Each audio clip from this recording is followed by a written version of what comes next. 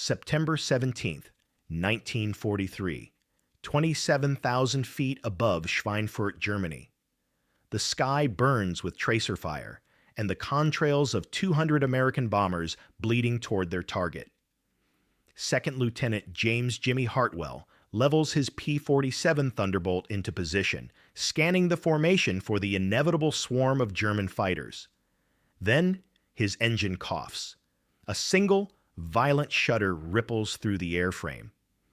The Pratt & Whitney R2800 engine, all 2,000 horsepower of it, stutters like a dying heartbeat.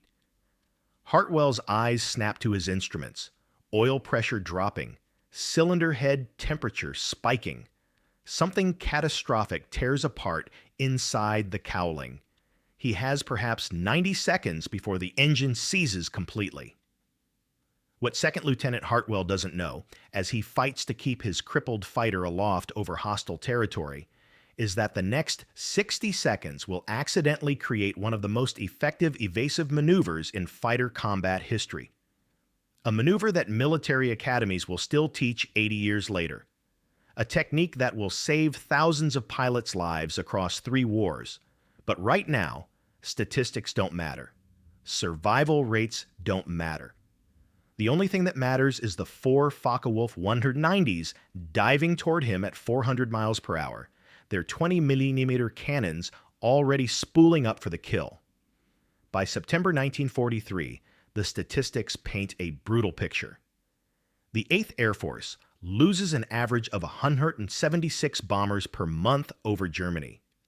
Fighter escorts have a life expectancy of 11 combat missions.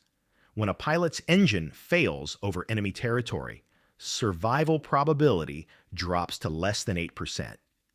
The Germans know a wounded aircraft when they see one. They circle like wolves, waiting for the inevitable descent. Hartwell watches the lead FW-190 roll into firing position. His hand instinctively reaches for the throttle, a useless gesture with a dying engine. The German pilot has the altitude advantage, the speed advantage, and a working aircraft. Hartwell has maybe 30 seconds of partial power left in descending altitude. Every tactical manual says the same thing. Maintain altitude, maintain speed, attempt to glide toward friendly lines. But the tactical manuals were written by men who assumed your engine worked. The Focke-Wulf opens fire. 20mm shells arc toward Hartwell's cockpit, and in that moment, with no other options remaining, Second Lieutenant Jimmy Hartwell makes a decision that contradicts every piece of training he ever received. He pushes the stick forward, hard. To understand how a catastrophic failure became a tactical revolution, you have to understand the nightmare that was air combat in 1943. The 8th Air Force calls it precision daylight bombing. The bomber crews call it something else entirely. The problem is simple and deadly. American B-17 flying fortresses penetrate deep into German airspace, striking ball-bearing factories, refineries, and aircraft plants. They fly in tight formations, bristling with 50 caliber machine guns. The theory says interlocking fields of fire will protect them. The theory is wrong. Luftwaffe fighters tear through bomber formations with devastating efficiency. In the first 8 months of 1943 alone, the 8th Air Force loses 1,119 heavy bombers and 12,000 airmen. On August 17, 1943, exactly 1 month before Hartwell's engine failure, the Schweinfurt-Regensburg mission sees 60 bombers destroyed in a single day. The 20% loss rate exceeds what military planners consider sustainable. The fighter escorts try everything.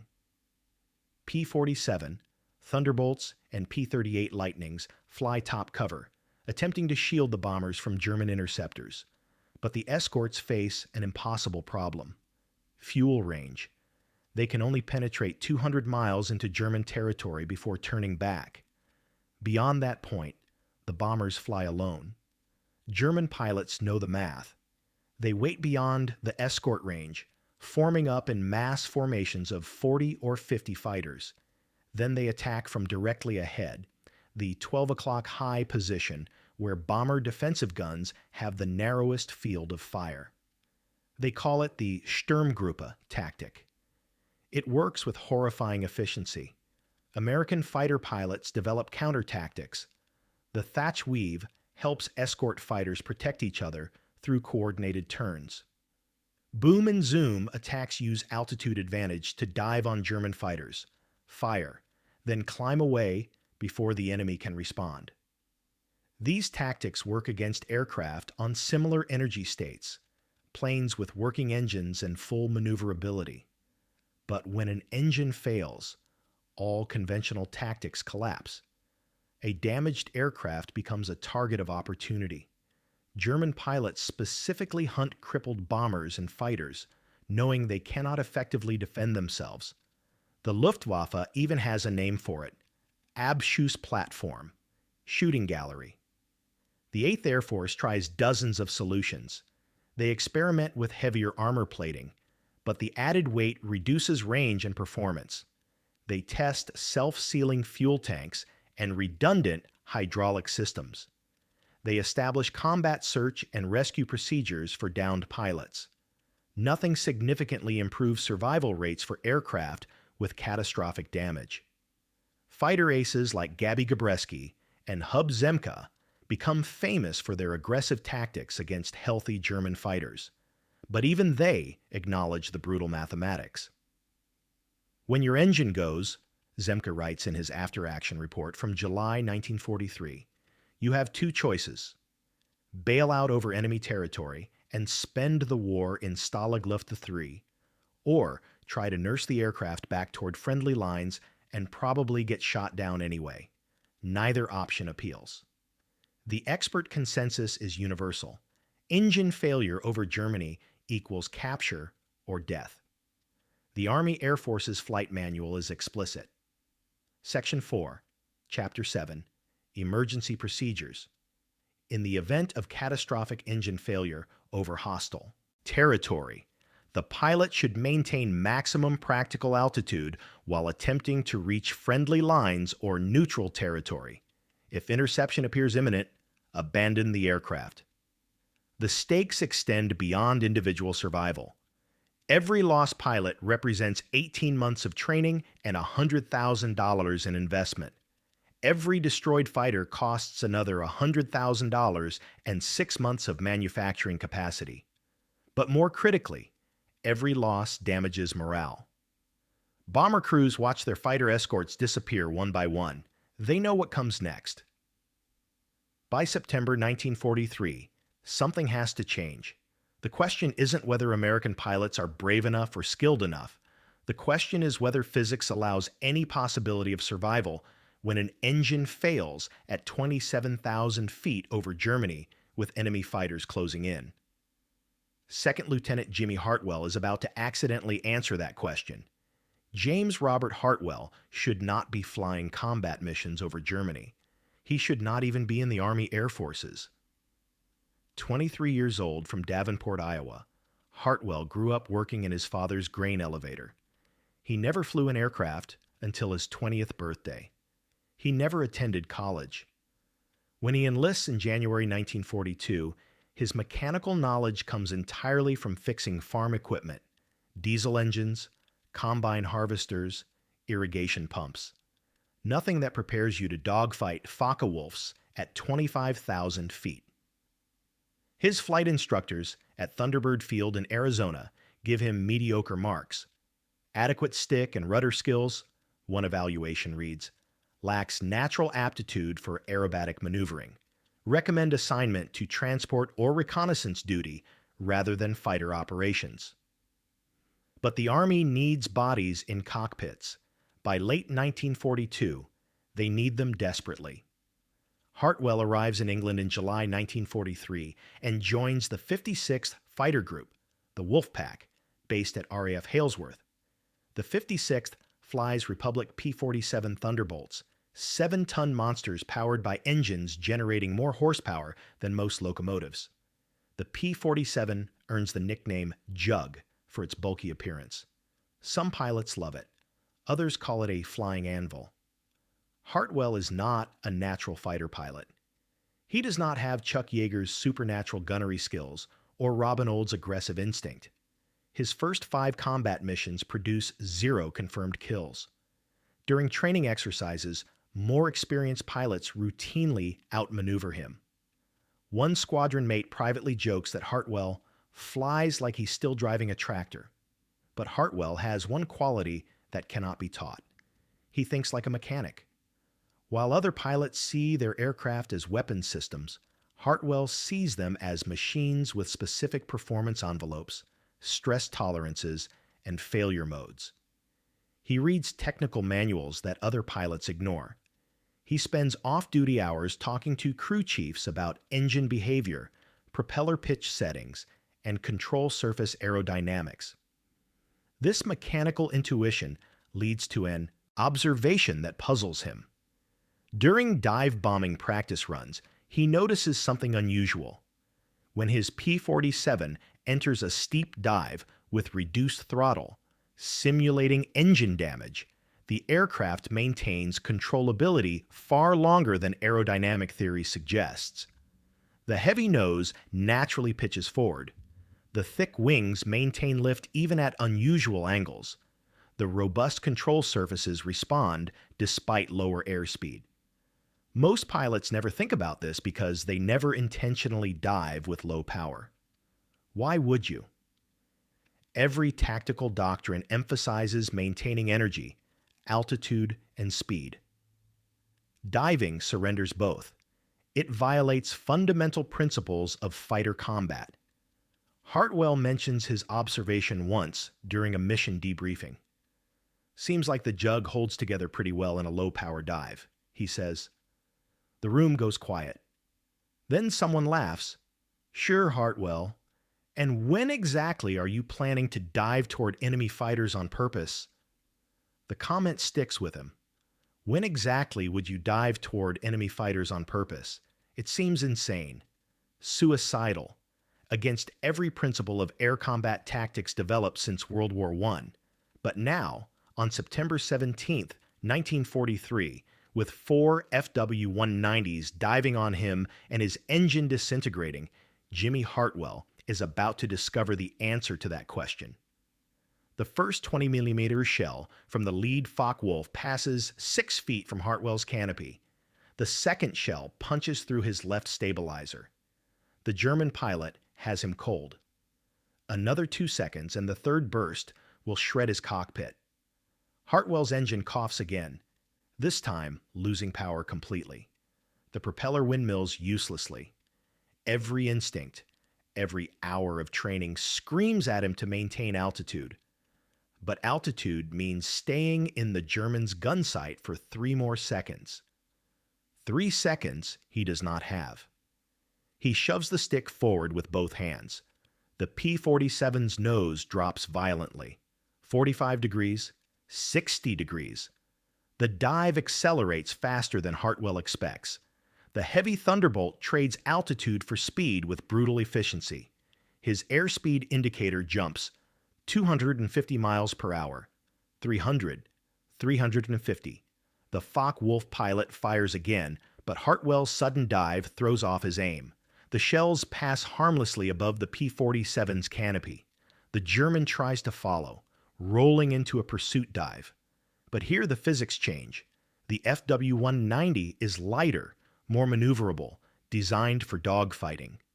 But in a vertical dive from high altitude, weight becomes an advantage. Hartwell's 7-ton Thunderbolt accelerates like a falling anvil. The German fighter, 3 tons lighter, cannot match the dive angle without exceeding its structural limits. Hartwell watches his altimeter unwind. 26,000 feet, 24,000, 22,000. His airspeed hits 400 miles per hour. The control stick vibrates. Compressibility effects begin rippling across the wings, but the P-47 holds together. The Republic engineers built this aircraft to withstand punishment that would tear apart a Messerschmitt. At 18,000 feet, Hartwell eases back on the stick. The dive flattens slightly. Not a full recovery. That would bleed off all his speed, but enough to level his trajectory.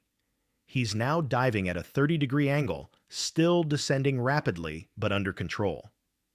The 4 FW-190s try to follow, but the dive angles required to catch Hartwell exceed what their pilots dare attempt. One German pulls out early at 22,000 feet, unwilling to risk structural failure. Another follows Hartwell down to 19,000 feet, then breaks off when his dive speed approaches 450 miles per hour. The FW-190s never exceed velocity. At 15,000 feet, Hartwell begins his recovery. He pulls back smoothly, letting the P-47's momentum carry him through a gradual climb. The airframe shudders but holds. His engine is completely dead now, propeller frozen. But he has something more valuable than engine power. He has 420 miles per hour of kinetic energy. The Thunderbolt speed carries him through a shallow climb back to 18,000 feet.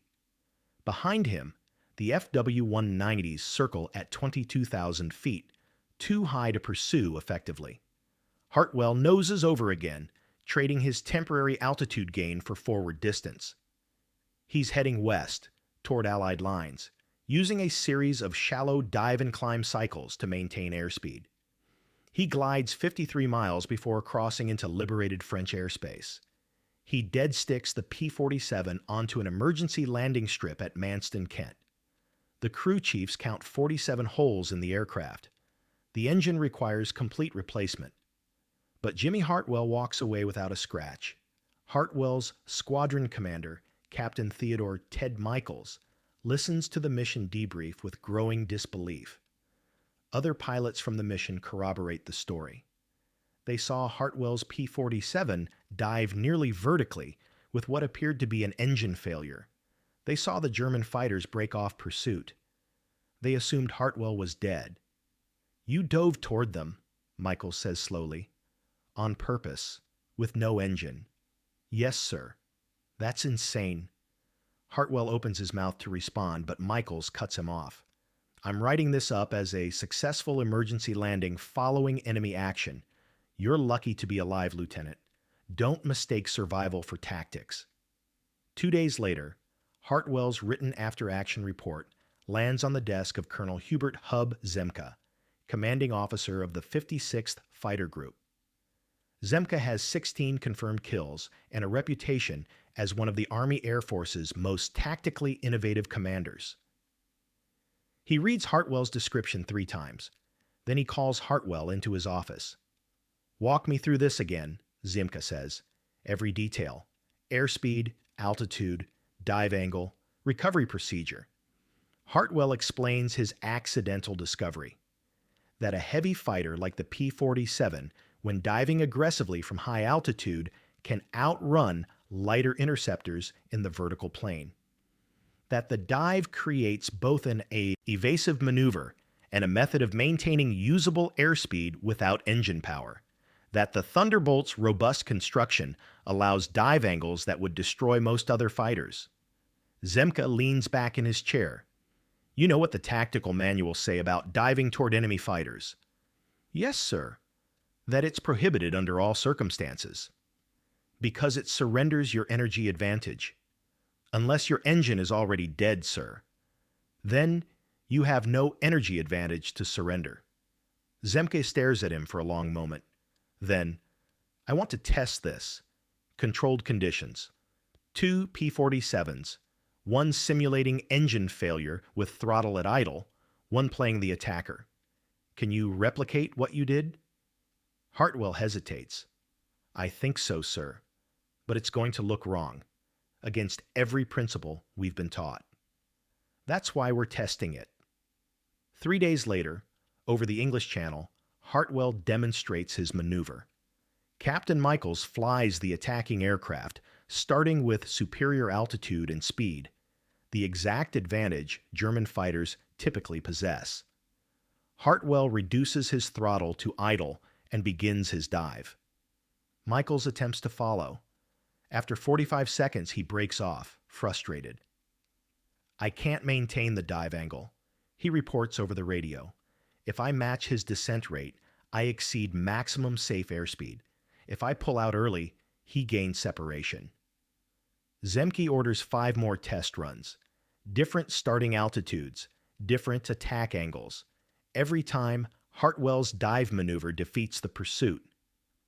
On September 24th, Zemke convenes a meeting of his squadron commanders to discuss implementing the maneuver as official squadron doctrine. The room erupts. "This is suicide," one major declares. "You're teaching pilots to throw away altitude. Altitude is life in fighter combat." It contradicts 30 years of established doctrine, another argues. If word gets back to 8th Air Force headquarters, they'll think we've lost our minds. A 3rd Squadron commander raises the fundamental objection. If this works so well, why hasn't anyone discovered it before? Hundreds of pilots have had engine failures over Germany. None of them survived by diving toward their attackers. Zemke lets the arguments wash over him. Then he speaks quietly. Because the P-47 is the first fighter heavy enough and strong enough to make this work.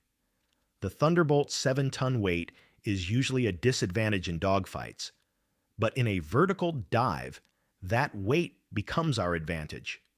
Lighter aircraft physically cannot match our descent rate without structural failure. He turns to Hartwell.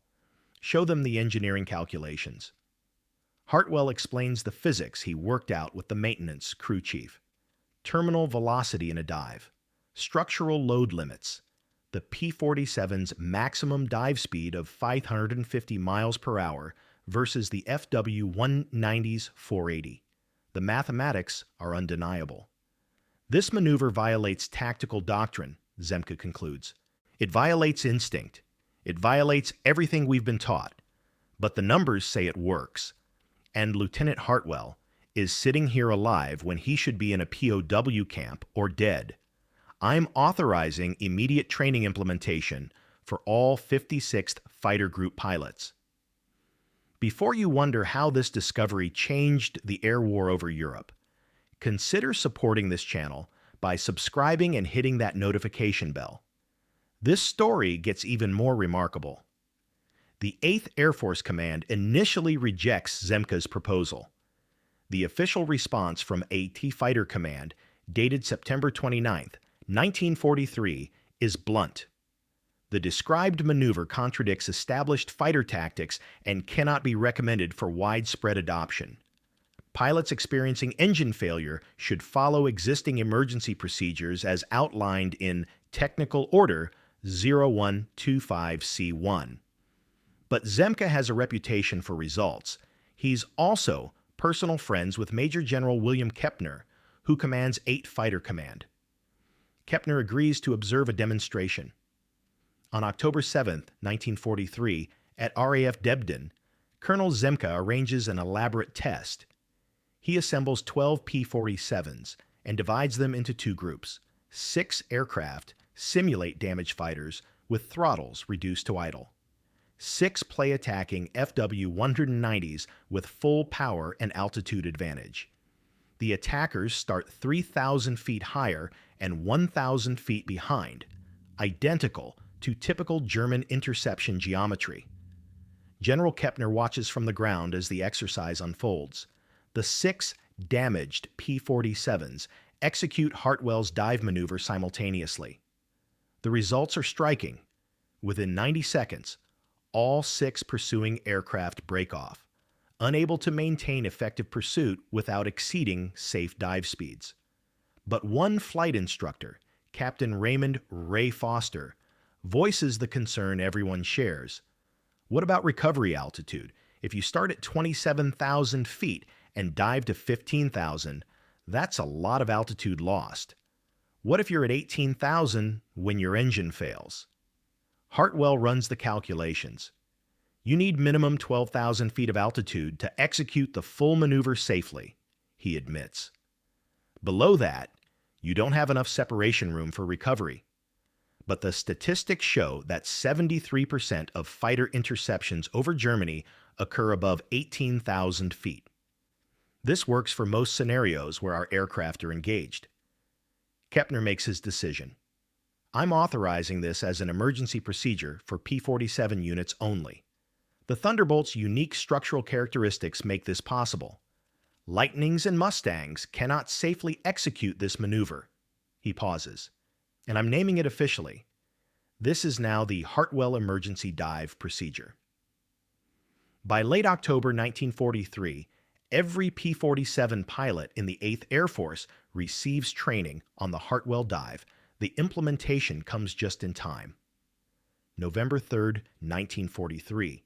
Second Lieutenant Frank Lefty Morrison of the 78th Fighter Group escorts B-17s attacking the Wilhelmshaven submarine pens.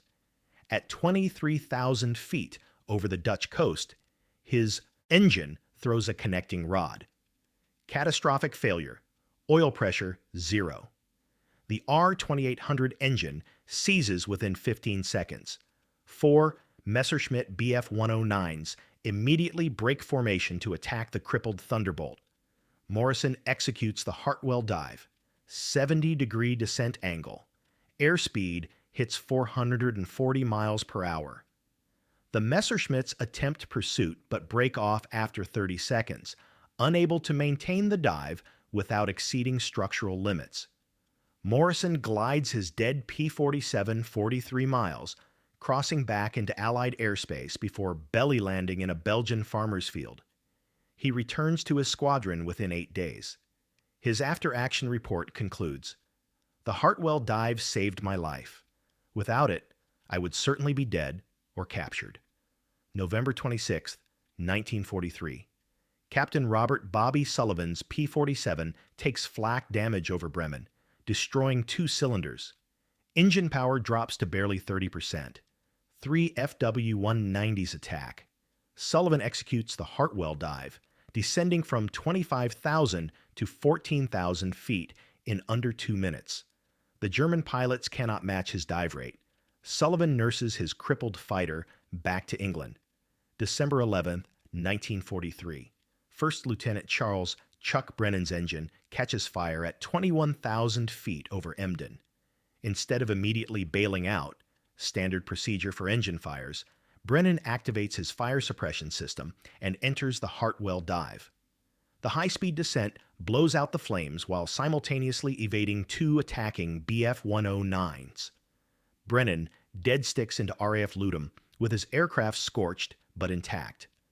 The statistics become undeniable. Between November 1943 and March 1944, 47 P-47 pilots experience catastrophic engine failures or damage over enemy territory. 32 execute the Hartwell dive. 28 survive, an 87% survival rate. Before the Hartwell dive's adoption, the survival rate for similar failures was less than 8%. The Germans notice. A captured Luftwaffe intelligence document from January 1944 includes this assessment. American Thunderbolt pilots have adopted a new emergency procedure when their aircraft is damaged. They perform an aggressive vertical dive at speeds exceeding 700 kilometers per hour, 435 mil. Our fighters cannot safely pursue at these dive angles and speeds. This tactic is particularly frustrating as it allows damaged American aircraft to escape interception. FW-190 and Bf-109 pilots are advised to engage American fighters before they can execute this maneuver, as pursuit during the dive itself is tactically ineffective. The German recognition of the tactic's effectiveness provides perhaps the strongest validation. They cannot counter it. Physics prevents their lighter fighters from matching the Thunderbolt's dive performance. But the real test comes during the brutal air battles of Big Week, February 20-25, 1944, when the 8th Air Force launches massive raids against German aircraft factories. The Luftwaffe responds with everything they have, over 1,000 sorties per day. During these 6 days, 13 P-47 pilots suffer catastrophic damage in combat. All 13 execute the Hartwell dive. 11 survive. The 2 losses occur when pilots wait too long to initiate the maneuver, starting their dives below 10,000 feet, insufficient altitude for proper recovery. Technical evaluations confirm the maneuver's effectiveness within specific parameters. Required minimum starting altitude, 12,000 feet. Optimal dive angle, 55-70 degrees. Maximum safe airspeed during dive, 550 MEP, P-47D limit. Typical pursuer, breakoff point, 40-50 seconds into dive. Average altitude loss before recovery, 8,000 to 11,000 feet. Survival rate when properly executed, 87%. The lives saved extend beyond immediate survival. Every pilot who executes the Hartwell Dive successfully returns to fly additional missions. By war's end, those 28 pilots who survived using Hartwell's technique accumulate a combined 847 additional combat missions and 124 confirmed enemy aircraft destroyed. If you found this story as fascinating as we have, please hit that like button and share this with anyone interested in aviation history. Real innovation often comes from unexpected places, and sometimes from catastrophic failures. The war ends. Jimmy Hartwell returns to Davenport, Iowa. He works in his father's grain elevator for another 42 years. He rarely talks about his combat service. In 1947, the newly formed U.S. Air Force officially incorporates the Hartwell Dive into emergency procedures for all high-performance fighters. The technique evolves as jet aircraft arrive. Korean War F-86 Sabre pilots adapt the maneuver for jet combat speeds. Vietnam-era F-4 Phantom crews use modified versions during surface-to-air missile evasion. In 1979, an Israeli Air Force F-15 pilot executes a Hartwell-style dive to evade 6 Syrian MiG-21s after engine damage over the Bekaa Valley. He survives. The Israeli Air Force officially credits aggressive dive tactics developed during World War II with saving the pilot's life. Modern fighter pilots at the U.S. Air Force Weapons School study the Hartwell Dive as part of their emergency procedures curriculum. It appears in the F-22 Raptor flight manual under high-speed emergency descent procedures. The principle remains unchanged. Use gravity and aircraft structural strength to achieve separation from pursuers when normal engine power is unavailable. By 2025, the Hartwell Dive has been credited with saving an estimated 400 pilots' lives across 8 different conflicts and 14 different aircraft types. It works because physics doesn't change. A heavy, structurally robust aircraft will always outdive a lighter pursuer when both push their performance limits. But perhaps the most remarkable testimony comes from a letter written in 1987. Colonel Raymond Foster, the instructor who questioned the dive's safety during initial testing, writes to Hartwell on the 44th anniversary of the original incident, "Jimmy, I need to tell you something I should have said decades ago. In February 1944, my P-47 took flak damage over Frankfurt. Engine seized at 19,000 feet. 3 109s jumped me. I executed your dive. I survived. I flew 63 more missions because of what you discovered. I never thanked you properly. Because of you, I came home.